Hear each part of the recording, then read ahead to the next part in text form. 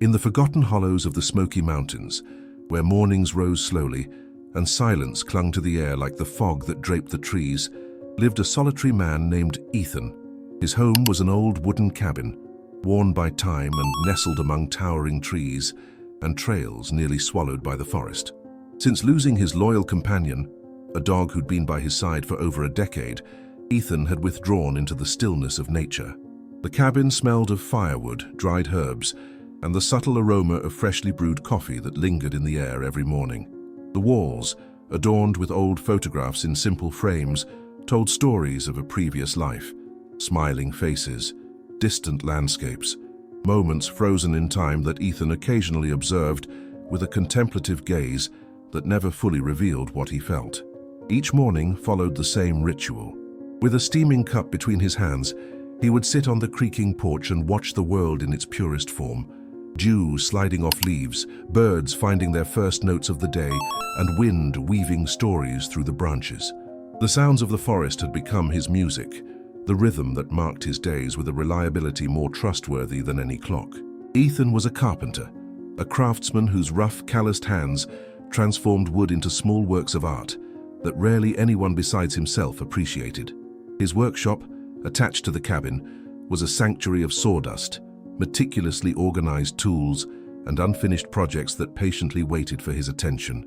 It was there that he spent most of his days, working in silence, letting his hands converse with the wood in a way that words could no longer do with people. The seasons had passed like this, one after another, in a sequence that made days indistinguishable. Springs turned into summers, summers into autumns, autumns into winters, and back to springs, in an endless cycle that Ethan observed with the distance of someone who no longer felt part of it, but merely a silent spectator. In the small community at the foot of the mountain, people knew him only by sight. To them, he was the mountain man, an almost mythological figure who occasionally came down to buy essential supplies, exchanging few words beyond the necessary good morning and thank you. Some speculated about his past, others simply accepted him as part of the landscape, as constant and unchanging as the mountains themselves. That morning in early spring, however, something changed in the meticulously constructed pattern of his existence. The air had a particular freshness, carrying the perfume of the first flowers and the promise of renewal that each spring brings. Ethan felt it upon awakening, a subtle restlessness he couldn't name, as if the wind had whispered a secret that his heart had captured, but his mind hadn't yet deciphered. Following his usual routine, he prepared his coffee and headed to the porch. The sun hadn't yet completely overcome the mountains, leaving the forest bathed in a mysterious bluish light. It was then that his eyes caught an unusual movement at the edge of the forest, where the wild garden of his cabin met the first trees. From the vegetation beyond the yard, shimmering faintly like a golden ghost, emerged a golden retriever. She limped slowly, her coat matted with dirt, eyes alert but weary. Her belly, round and heavy, told its own story. She was expecting puppies. She looked lost, exhausted. Ethan remained motionless, his cup suspended halfway to his lips. The dog stopped at the edge of the clearing, watching him with a mixture of caution and something that seemed almost expectation. Her eyes, a deep amber, met his across the distance, establishing a silent connection that made something within Ethan's chest awaken, a long-dormant feeling of responsibility for another living being. For long moments, man and animal remained thus, assessing each other across the space that separated them. Then, with the same slowness with which she had appeared, the dog retreated into the shadows of the forest, disappearing as if she had never been there, leaving only shallow footprints in the damp earth as proof of her presence. Ethan remained on the porch long after she left, his eyes fixed on the spot where the dog had disappeared. The coffee in his cup grew cold, forgotten, as his mind, for so long occupied only with wood and silence, now buzzed with unanswered questions. The next day she came again, and the next, always watching from a distance as if waiting for something or someone. With each visit, she stayed a bit longer, ventured a bit farther from the protection of the trees. Moved by a tenderness he wasn't sure he still possessed, Ethan began placing bowls of fresh water and a bit of food in the yard. Beneath the porch, he made a space with dry straw, soft rags, and an old wool blanket. His hands, accustomed to shaping wood, now prepared a shelter for an unexpected visitor who, he felt, needed him more than she was willing to admit. With each visit, the dog drew closer, less hiding. The fear in her eyes slowly gave way to something else, a quiet kind of trust.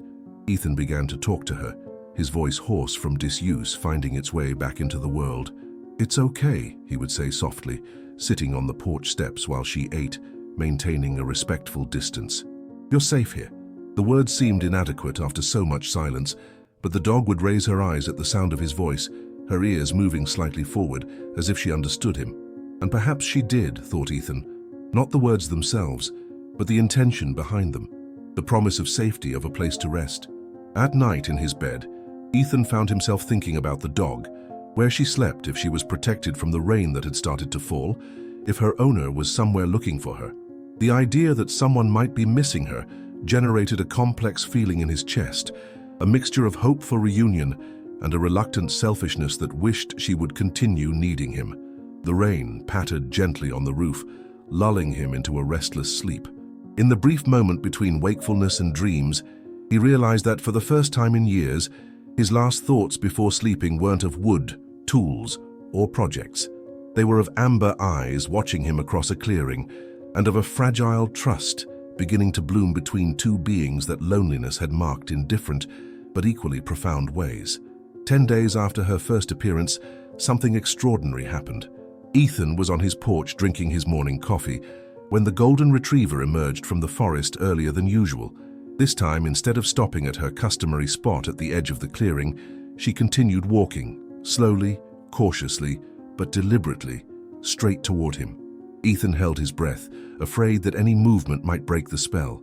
The dog approached the steps, hesitated for a heartbeat, then climbed them one by one until she stood just a few feet away from him.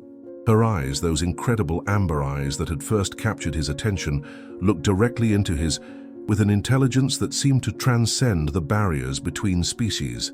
"Well, hello there," Ethan said softly, his voice barely above a whisper. "You decided to come closer today." Slowly, giving her every opportunity to retreat, he extended his hand, palm up, not reaching for her, but offering connection. For a long moment, the dog simply looked at his hand. Then, with a gentleness that nearly broke his heart, she stepped forward and pressed her nose into his palm, her whiskers tickling his skin. It was a moment of profound communion, a bridge built between two solitudes. Ethan felt something shift inside him, a door long closed creaking open just a fraction. Later that day, the dog, whom he had begun to call Sunny for her golden coat, followed him into his workshop for the first time, settling in a corner while he worked, her eyes following his movements with that attentive gaze that seemed to miss nothing. And that night, when the temperature dropped and rain began to fall again, more heavily this time, she didn't disappear into the forest as she had every previous evening. Instead, she followed him to the cabin door and, after a brief hesitation at the threshold, entered, as if finally accepting the silent invitation he had extended since the beginning. "Welcome," he murmured, feeling a strange emotion in his throat as he watched her carefully investigate each corner of his Spartan living room, her movements cautious and respectful, like a polite guest in a strange house. When she finally lay down near the fireplace, where Ethan had prepared a bed of soft blankets, there seemed to be a new understanding between them, an unwritten contract of trust and mutual respect. He didn't ask, and she didn't explain where she came from, why she was alone, or what had brought her to him. Some stories, thought Ethan, didn't need to be told to be understood. In the 3rd week since Sunny's arrival, Ethan decided it was time to try cleaning her coat and investigating the collar he had glimpsed beneath the matted fur. The dog now trusted him enough to allow more prolonged touches, and her belly had grown so large that mobility had become a challenge, making her more dependent on his care. On a mild morning, with the sun filtering through the tree leaves creating dancing patterns on the porch floor, Ethan prepared a shallow bath with warm water. Sunny watched his preparations with attentive eyes, comfortably lying on the top step, her breathing slightly labored, a sign of the effort her body was making to accommodate the growing puppies within her. "I think you'll feel better after a bath," explained Ethan, testing the water temperature with his elbow. "And I need to take a look at that collar of yours." When everything was ready, he approached Sunny with slow, deliberate movements, always speaking in a low, constant voice that seemed to calm her. To his surprise, The dog rose without resistance and followed him to the tub, as if she perfectly understood his intention. The process was easier than he had anticipated. Sunny remained remarkably still as he carefully wet her coat, massaging a mild soap between his fingers to create foam that he applied to the dirtiest areas. The water quickly turned dark with weeks of accumulated forest grime. Ethan worked methodically, continuously speaking in a reassuring murmur, explaining each step before executing it. "Now I'm going to wash your paws. That's it, good girl. And then we'll clean those ears." Sunny responded with occasional sighs and looks that Ethan interpreted as gratitude.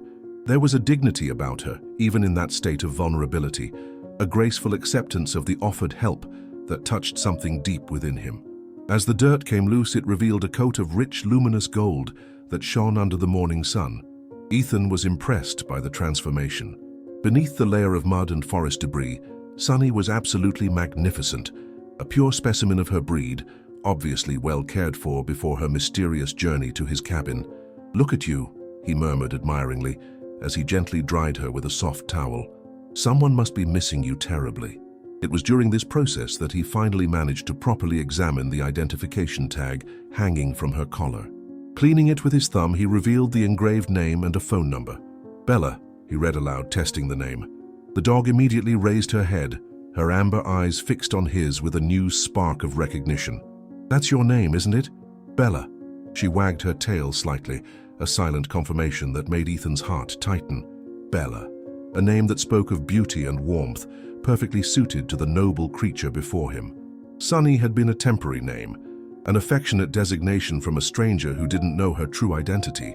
Bella was who she really was, an identity linked to a family, to a home, to a life from which she had been separated. In the living room, with Bella now clean and comfortably settled in her makeshift bed, Ethan held the rarely used landline phone, the number from the identification written on a piece of paper in front of him. His fingers hesitated over the buttons, an unexpected reluctance holding him back. Part of him, a part he was ashamed to admit, didn't want to make the call. In the few days that Bella had been with him, her presence had brought a light and purpose that his solitary life hadn't known for years. The idea of returning her, even knowing it was the right thing to do, caused a surprisingly sharp pain. "It's the right thing to do," he said to himself aloud, as if he needed the audible confirmation. Beside him, Bella watched him attentively, as if she sensed his indecision. With a resigned sigh, he dialed the number. After several rings, when he was about to hang up, a female voice answered, hesitant, cautious. "Hello?" "Hi," replied Ethan, his own voice sounding strange to his ears.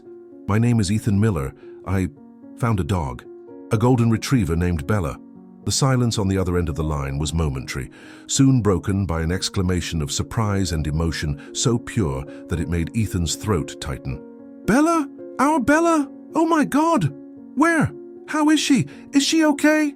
The questions came in a torrent laden with hope and disbelief. Ethan briefly explained how Bella had appeared at the edge of his property weeks ago, how she had gradually earned his trust, and mentioned her condition, expecting puppies, likely soon. "Puppies?" The voice on the other end sounded surprised. "She was pregnant when she disappeared, but we didn't know. It's been nearly 2 months. We looked everywhere. How did she survive so long?" "She's extraordinary," replied Ethan simply, looking at Bella, who now rested with half-closed eyes, apparently reassured by the familiar sound of her name. The woman on the other end introduced herself as Sarah, Bella's owner. She explained that the dog had disappeared during a hike in the forest when the family was camping in the mountains, a moment of distraction, and she had vanished among the trees, possibly following some wild animal. Weeks of searching had yielded no sign of her. "We thought we'd never see her again," said Sarah, her voice choked with emotion. "You have no idea what this means to us, especially for my daughter Emma. She's part of our family." They arranged for Sarah and her family to come pick up Bella the next day. Ethan provided detailed directions to reach his remote cabin, aware that it wasn't an easy place to find for those unfamiliar with the area. After hanging up the phone, Ethan remained motionless for a long moment, a whirlwind of contradictory emotions spinning within him. He was happy for Bella, happy that she had a loving family waiting for her, people who had searched for and missed her. It was the happy ending that every lost animal story deserved. And yet, There was that pang of loss, that acute awareness that soon his cabin would return to its previous silence, his days again empty of the warm presence that had, without him fully realizing it, begun to fill the empty spaces of his existence. The rain began softly at nightfall, a gentle patter against the cabin roof that soon intensified, transforming into a constant curtain of water that isolated the small structure from the rest of the world. Ethan was in the kitchen preparing tea when he heard it, a low whimper, almost imperceptible under the sound of the rain, coming from the living room where Bella rested. With the forgotten cup on the counter, he hurried to her. The dog was lying in her bed of blankets, but her posture had changed. No longer relaxed, her body was now tense, her breathing accelerated, her eyes slightly widened with a different kind of alertness. "Bella," he called softly, kneeling beside her. She raised her head at the sound of his voice, her eyes meeting his with an intensity that clearly communicated something was happening. When she moved slightly, Ethan noticed the moisture on the blankets beneath her. "Oh," he murmured, sudden understanding taking hold of him. "The puppies, they're coming, aren't they?" A tremor ran through Bella's body, confirming his suspicion. Labor had begun. Ethan felt a moment of panic. He had lived alone for so many years that the idea of attending a birth, of being responsible for helping Bella in this crucial moment, suddenly seemed overwhelming. He wasn't a veterinarian. He had no experience with canine births, and Bella's family would only arrive in the morning, too far away to help them now, with the mountain road probably difficult to navigate under the heavy rain. But looking at Bella, at the trust in her eyes as she watched him, his panic gave way to a calm determination. She had chosen to come to him in her hour of need. Somehow, among all the cabins and houses in the region, she had found her way to his door. He would not disappoint her now. "All right," he said, his voice firm despite his internal apprehension. "We're in this together. I'll help you." The next minutes were spent in quick but methodical preparations. Ethan gathered clean towels, a basin with warm water, scissors, sterilized string, and a box lined with more blankets for the newborn puppies. He placed everything within reach, organizing his improvised workspace with the same precision he applied to his carpentry projects. Next, he grabbed his rarely used laptop and connected to the unstable internet he sometimes managed to catch. He quickly researched canine birth, absorbing as much information as he could while frequently glancing at Bella, whose contractions were now visible, her body working in the ancient and instinctive rhythm of birth. The rain continued relentlessly outside, the occasional flashes of lightning briefly illuminating the room through the windows. Ethan lit more lanterns, preparing for the possibility of a power outage, something not uncommon during heavy storms in the mountains. "I'm here," he murmured repeatedly to Bella, stroking her fur with gentle, constant touches. "You're not alone." The following hours unfolded in a succession of intense moments and anxious waits. Bella's contractions increased in frequency and intensity, her body preparing to bring new lives into the world. Ethan remained by her side, offering constant comfort with his presence and soft words of encouragement. Around midnight, the first puppy began to appear. Ethan watched in wonder as Bella instinctively positioned herself, her body knowing exactly what to do despite this being her first birth. The tiny being emerged encased in its amniotic sac, which Bella immediately began to rupture with vigorous licks. "That's right," encouraged Ethan, his voice almost a whisper. "You know what to do." With gentleness, he helped when necessary, drying the first puppy, a tiny female, with a soft towel after Bella finished cleaning her. The small being, still blind and deaf but guided by unerring instinct, soon found her way to nurse, emitting high-pitched sounds that filled the cabin with the music of new life. The second puppy came 40 minutes later, a slightly larger male with a distinct white mark on his chest. The process repeated itself, man and dog working in a silent but efficient partnership. Ethan was surprised at how natural his movements seemed now, the initial nervousness replaced by a calm, focused concentration. The third and fourth puppies, both males, were born at shorter intervals, each receiving the same attentive care from Bella and the gentle assistance from Ethan. Then came a lull. Bella seemed exhausted, her breathing labored, her eyes seeking Ethan's with what appeared to be uncertainty or concern. Remembering his hasty research, Ethan gently palpated her abdomen, feeling what he thought was at least one more puppy still inside. "You're doing amazing, Bella," he soothed, offering her water from a shallow bowl, which she lapped gratefully. "Just a little more. You can do this." The fifth puppy, the largest of all, a golden female with a distinctive darker patch around one eye, took nearly an hour to arrive, causing Ethan moments of genuine worry. But finally, with what seemed like her last reserves of strength, Bella pushed the final puppy into the world. As the storm raged outside, inside the cabin a different kind of tempest had passed, leaving in its wake 5 tiny, perfect lives, each now nestled against their mother's warm body, their small mouths working instinctively to find nourishment. Bella, despite her exhaustion, meticulously cared for each puppy, her tongue constantly moving from one to another, cleaning and stimulating them.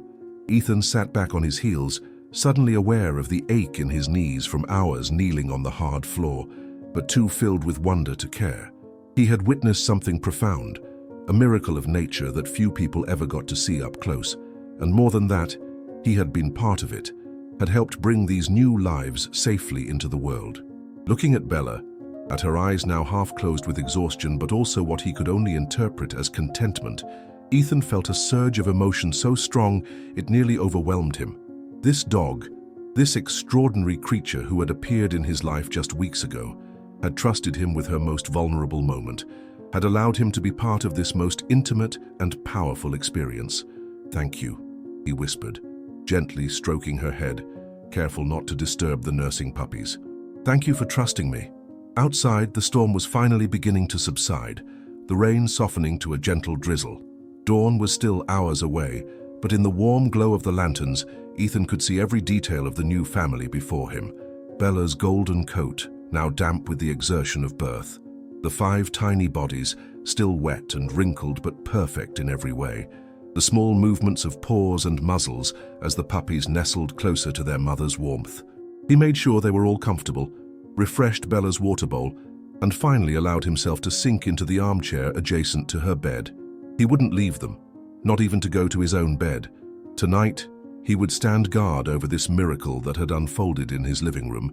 As exhaustion claimed him and his eyes grew heavy, Ethan realized that something fundamental had shifted within him tonight.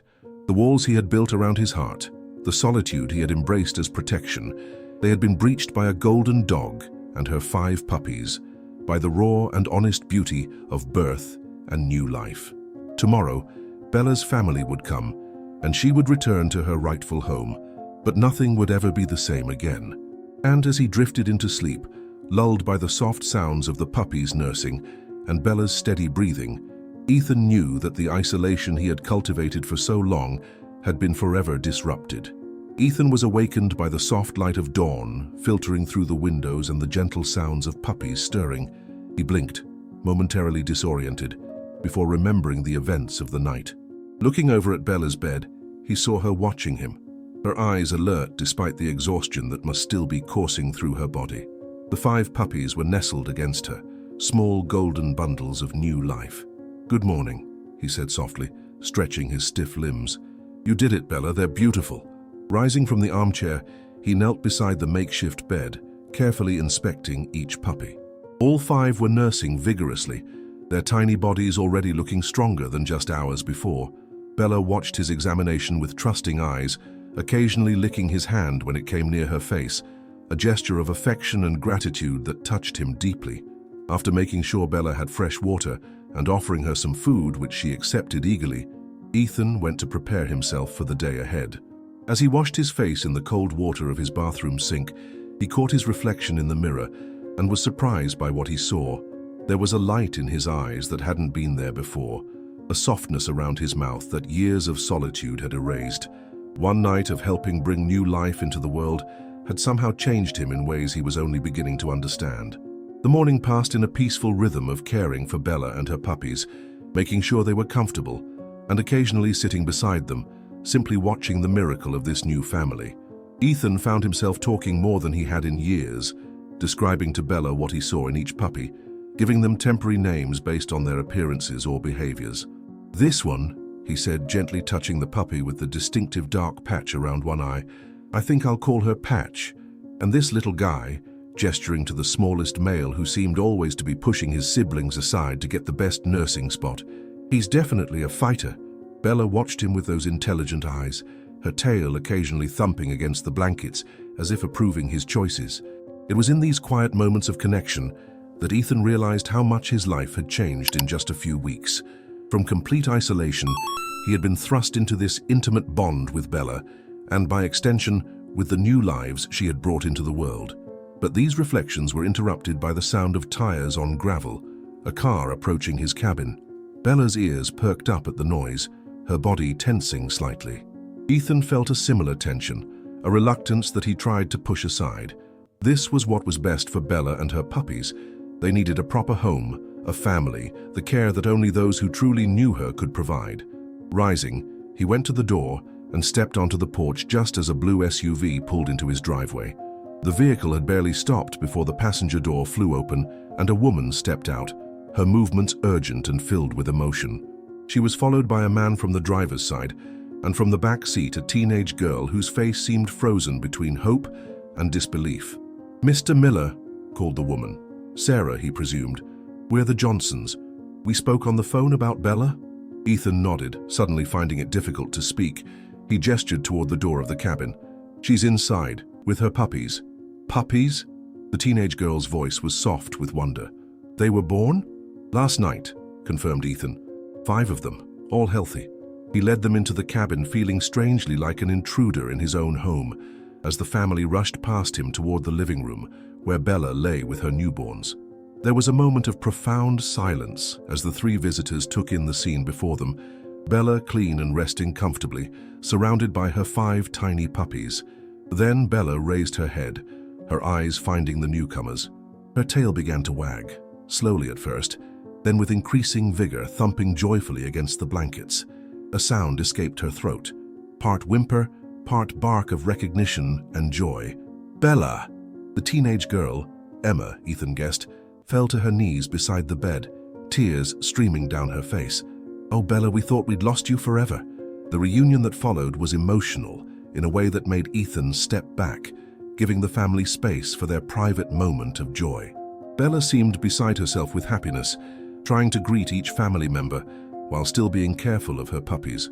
Sarah and her husband James were both openly crying, their hands gently stroking Bella's head and sides, murmuring words of love and relief. "We looked everywhere," Sarah explained to Ethan, wiping tears from her cheeks. "Every day for weeks. We put up posters, called shelters, walked miles through the forest calling her name. We thought she was gone." "She's a remarkable dog," replied Ethan, his voice rough with emotion. "Smart and brave. She knew exactly what she was doing when she found her way here." As they spoke, Ethan noticed that Emma hadn't taken her eyes off the puppies. Her tears had given way to a look of pure wonder as she carefully touched each tiny head, counting them as if to make sure they were all real. 5 puppies, she whispered. "It's like a miracle." "It is a miracle," agreed her father, his arm around Sarah's shoulders. "And we have Mr. Miller to thank for making sure Bella and these little ones are safe." Ethan shook his head, uncomfortable with the gratitude. "Bella did all the real work. I just was here." But he knew it was more than that. He had been the one Bella sought out in her time of need, the one she trusted to help bring her puppies safely into the world. That trust was a gift beyond measure, one he would always cherish. The conversation turned to practical matters, how to safely transport Bella and the newborn puppies, what supplies they would need, and the veterinary care that should follow. Ethan found himself offering advice based on his night of research and hands-on experience, surprised at how knowledgeable he suddenly felt about puppy care. As James and Sarah prepared the vehicle, lining the back with blankets to create a comfortable space for the new family, Emma remained beside Bella, seemingly unable to tear herself away from the puppies. Ethan observed her gentle interactions with the newborns, the careful way she helped Bella adjust as they prepared to move her. "You really love her," he commented quietly. Emma nodded, not looking up from the puppy she was carefully cradling, the female with the dark patch whom Ethan had named Patch. "She's been my best friend since I was 10. When she disappeared, it was like losing a part of myself." Her words resonated deeply with Ethan, reminding him of his own loss years ago, the companion whose absence had driven him to isolation. He understood all too well the bond between human and dog, the profound connection that defied simple explanation. The time came to move Bella and the puppies to the car. With extreme care, they created a nest of blankets in the back of the SUV, then gently transferred each puppy, with Bella watching anxiously until she too was settled beside her offspring. The entire process took nearly an hour, with everyone moving slowly and speaking in hushed tones to keep the puppies calm. As they prepared to leave, Sarah approached Ethan with an envelope. "We want you to have this," she said, extending it toward him. "A small token of our appreciation for saving Bella and helping bring these beautiful puppies into the world." Ethan looked at the envelope, but made no move to take it. "That's not necessary," he said firmly. "I didn't do this for money." Sarah nodded, understanding in her eyes. "I can see that. But we want to do something to thank you." Ethan shook his head again. "Having Bella find her way to me was gift enough. Seeing her reunited with people who love her so much, that's all the reward I need." A thoughtful look crossed Sarah's face as she put the envelope away. She exchanged glances with her husband, some unspoken communication passing between them. James nodded slightly and Sarah turned back to Ethan. "Mr. Miller," she began, her voice gentle but determined. "Ethan, the way Bella trusted you, it says a lot about you. And these puppies, they're going to need good homes in a few months." Ethan felt his heart skip a beat, understanding beginning to dawn. "We would be honored," continued Sarah, "if you would consider taking one of the puppies. When they're old enough to leave Bella, of course." The offer struck Ethan speechless. He had not allowed himself to consider such a possibility, had firmly pushed away the thought of keeping any permanent connection to Bella and her family. The idea of having a dog again, of opening himself to that kind of bond and the inevitable pain that would come with its end someday, it was both terrifying and achingly desirable. I don't know," he managed finally. "It's been a long time since I had a dog." "But you haven't forgotten how," James pointed out kindly. "That much is clear from how you cared for Bella." Emma, who had been listening quietly, suddenly spoke up. "I think Patch would be perfect for you." "Patch?" asked her mother, raising an eyebrow. Emma pointed to the female puppy with the dark marking around one eye. "That's what Mr. Miller called her. I heard him earlier, and she's special. She was the last one born, and the biggest. Strong like him." Ethan was touched that Emma had picked up on the temporary names he had given the puppies, and even more moved by her thoughtful matching of personalities. Looking at little Patch, now sleeping peacefully amongst her siblings, he felt a tug of connection that he couldn't deny. "You don't have to decide now," Sarah said, sensing his hesitation. "The puppies need to stay with Bella for at least 8 weeks. Why don't you think about it? And maybe you could come visit them sometime, see how they're doing?" The invitation, so casually offered, represented far more than just visits to check on puppies. It was an opening, a hand extended across the chasm of solitude he had built around himself, a chance not just for a new canine companion, but for human connections as well. "I'd like that," Ethan found himself saying, surprising himself with how much he meant it. "I'd like to see how they grow." They exchanged phone numbers and addresses, making concrete plans for Ethan to visit in 2 weeks to check on Bella and the puppy's progress. As the family prepared to drive away, Emma suddenly turned back and impulsively hugged Ethan, a quick, fierce embrace that left him momentarily stunned. "Thank you for saving our Bella," she whispered, then darted back to the car before he could respond. Ethan stood on his porch, watching the SUV carefully navigate the winding driveway, carrying away the dog who had so unexpectedly entered his life and the 5 new lives she had brought into the world. He should have felt the emptiness returning, the silence of his solitude closing in again. Instead, he felt strangely full of memories, of experiences, of possibilities. Inside, the cabin seemed different. The makeshift birthing area still occupied his living room, blankets rumpled and bearing the evidence of the night's miracle. But rather than immediately cleaning it away, erasing all signs of what had happened, Ethan simply sat in his armchair, allowing himself to feel the echoes of the lives that had briefly filled his space. Ethan found himself counting days in a way he hadn't done for years. The 2 weeks until his scheduled visit to see Bella and her puppies stretched before him like an eternity. His usual routines continued, woodworking, maintaining the cabin, walks through the forest, but they were now punctuated by thoughts of golden fur and tiny paws. The weekend before his visit, Ethan did something he hadn't done in longer than he could remember. He drove into town not for necessities, but with a purpose beyond mere survival. The small pet shop on Main Street greeted him with unfamiliar smells and sounds, kibble and treats, the chirping of birds, the rustle of hamsters in their cages. He felt awkward and out of place, a sensation heightened by the curious glances from the young woman behind the counter. "Can I help you find something?" she asked, her smile friendly but curious. Newcomers were rare in their small town, and Ethan realized with a start that despite living just miles away for years, he was essentially a stranger here. "I'm looking for—" he hesitated, suddenly unsure of his purpose. "Something for puppies. Golden retriever puppies, not mine exactly, but—" "A gift," the clerk suggested helpfully. "Yes," Ethan nodded, relieved. "A gift." He left with a bag containing several colorful puppy toys, a book on dog care, and a specially blended treat mix for nursing mothers. The interaction, though brief and purely transactional, left him feeling unexpectedly energized. It had been so long since he'd engaged with another person in any meaningful way, and the simple exchange made him realize how much he had withdrawn from the world. The day of the visit arrived with perfect spring weather, clear skies, gentle breezes, and the kind of sunshine that seemed to make every color more vibrant. Ethan found himself changing shirts twice, shaving carefully, and even trimming his hair, preparations that felt foreign after years of indifference to his appearance. The Johnsons lived in a tidy suburban home about an hour's drive from Ethan's cabin. The contrast between his remote woodland dwelling and their neighborhood of neatly spaced houses with well-tended lawns was stark, a physical representation of the different lives they led. For a moment, as he parked his truck in their driveway, Ethan considered turning around. What was he doing here, this hermit from the mountains intruding on a normal family's Sunday afternoon? But before he could act on this impulse, the front door opened and Emma bounded out, her face alight with genuine pleasure at seeing him. "Mr. Miller, you came. Come quick, the puppies have opened their eyes."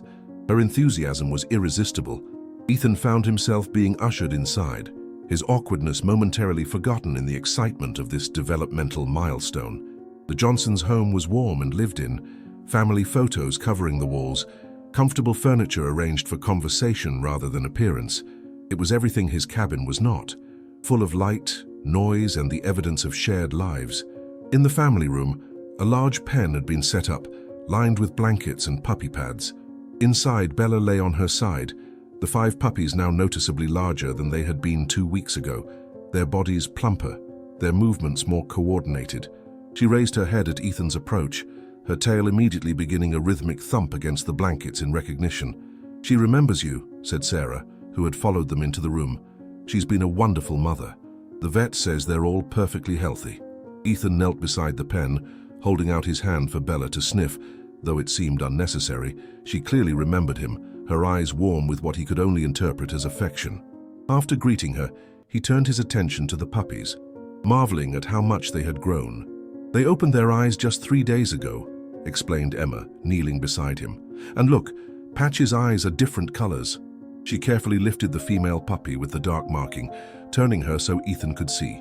Sure enough, while one eye was the warm brown typical of golden retrievers, the other, the one surrounded by the dark patch, was a striking blue.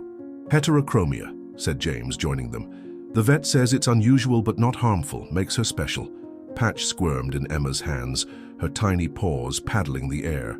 When Emma carefully placed her in Ethan's palm, the puppy immediately settled, looking up at him with those mismatched eyes that seemed impossibly aware for one so young. "She remembers you too," whispered Emma, awe in her voice. "Dogs can sense good people, you know."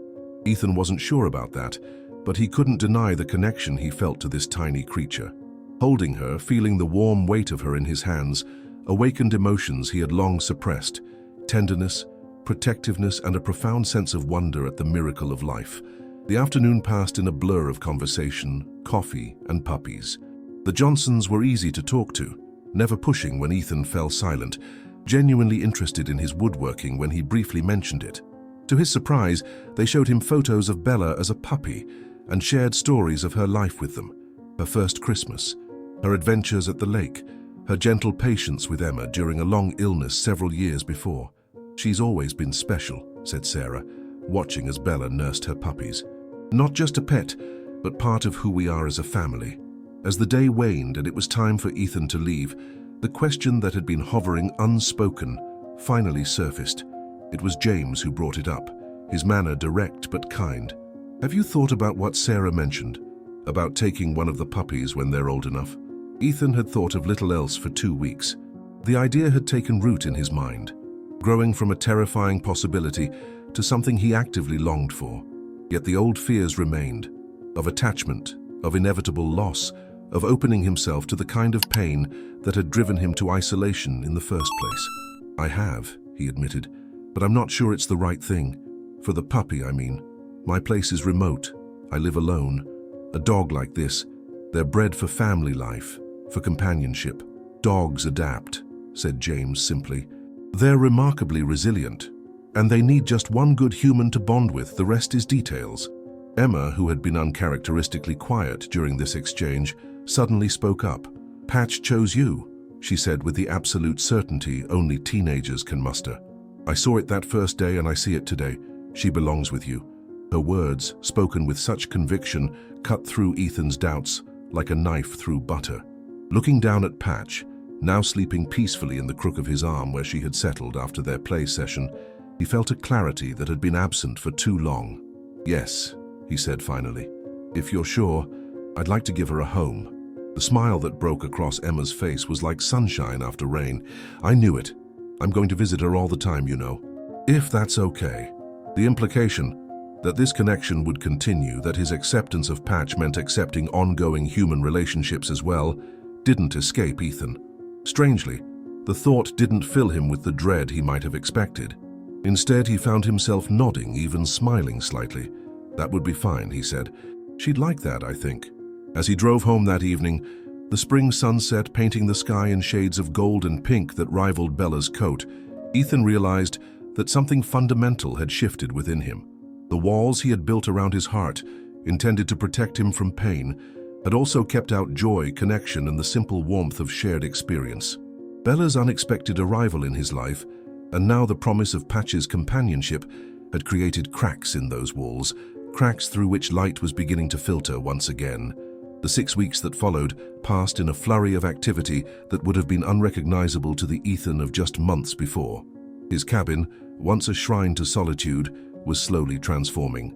The spare room that had stood empty for years became a workshop dedicated to crafting dog-friendly furniture, a handcrafted feeding station with built-in storage for food and treats, a bed frame designed to hold a plush dog mattress at the perfect height beside his own bed, even a custom-built ramp for the porch steps, anticipating the day when Patch, like all dogs, would grow old and find stairs challenging. Each Saturday he visited the Johnsons, watching the puppies grow from helpless blind bundles to rambunctious explorers who tumbled over each other in play. Patch continued to show a particular affinity for him, often abandoning games with her siblings to climb into his lap or chew contentedly on his fingers. Her mismatched eyes, one brown, one blue, seemed to follow him with an awareness that belied her young age. These visits expanded beyond puppy watching to include shared meals, conversations about everything from local politics to favorite books, and, on one memorable occasion, an impromptu fishing trip with James and Emma that yielded no fish but plenty of laughter. Ethan found himself looking forward to these interactions, his social muscles slowly regaining strength after years of atrophy. The Johnsons, for their part, never pushed or questioned his past isolation. They simply made space for him in their lives, accepting his quiet nature and occasional awkwardness with a grace that made it easier for him to emerge from his shell. Emma, in particular, seemed to intuitively understand his need for both connection and independence, chattering away about school and friends when he seemed receptive, falling into comfortable silence beside him when words seemed unnecessary. On a warm day in early summer, the time finally came for Patch to leave her mother and siblings. At 8 weeks old, she had grown into a sturdy puppy with a distinctive personality, curious but not reckless, affectionate but not needy, intelligent in a way that sometimes seemed almost human. Her unusual eyes and the dark marking that gave her name made her instantly recognizable among her more traditionally golden siblings. The goodbye was bittersweet. Bella seemed to understand what was happening, nuzzling Patch with extra attention before Ethan gently placed the puppy in the specially crafted carrier he had brought. The other puppies were already spoken for, 2 going to friends of the Johnsons, 1 to a neighbor, and 1 staying with the family. It was a moment of transition for everyone, the end of one chapter and the beginning of another. "So you'll bring her to visit, won't you?" asked Emma. her eyes suspiciously bright as she stroked Patch's head one last time. "Of course," promised Ethan. "And you're always welcome at the cabin, both of you," he added, looking at Patch and then back at Emma with a smile that felt more natural than any he had given in years. The drive home was punctuated by Patch's occasional whimpers, which subsided as Ethan spoke to her in a low, reassuring voice, explaining the journey, describing the home that awaited her, promising adventures in the forest once she was old enough to explore safely. By the time they reached the cabin, she was asleep, her tiny chest rising and falling in peaceful slumber. Carrying her inside felt momentous, a threshold crossed, both literally and figuratively. This was no longer just his space, his solitary retreat. It was now a home shared, a place where another heartbeat would echo alongside his own. "Welcome home, Patch," he whispered, as he placed her gently on the plush bed he had prepared. She stirred slightly, blinking up at him with those remarkable eyes, then settled back into sleep, apparently content with her new surroundings. That night, with Patch curled beside his bed, she had rejected the dog bed in favor of a spot directly below where Ethan slept. He lay awake, listening to her soft puppy snores. The silence of the cabin, once so absolute it seemed to have physical weight, was now broken by these small sounds of life. The click of tiny nails on the wooden floor, the rustle as she repositioned in her sleep, the occasional dream whimper that made him wonder what puppies dreamed about.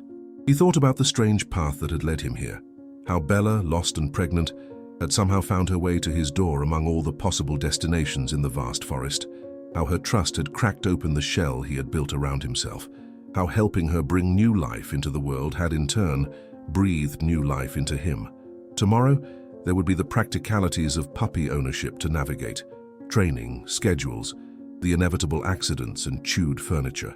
There would be visits from Emma and possibly her parents, the strange new experience of regular human interaction. There would be challenges and adjustments, moments of frustration amid the joy. But tonight, in the gentle darkness of his cabin, with the weight of solitude lifted from his shoulders for the first time in years, Ethan allowed himself to feel the simple, profound truth. He was no longer alone, and he no longer wanted to be. As if sensing his thoughts, Patch stirred, raised her head and looked directly at him.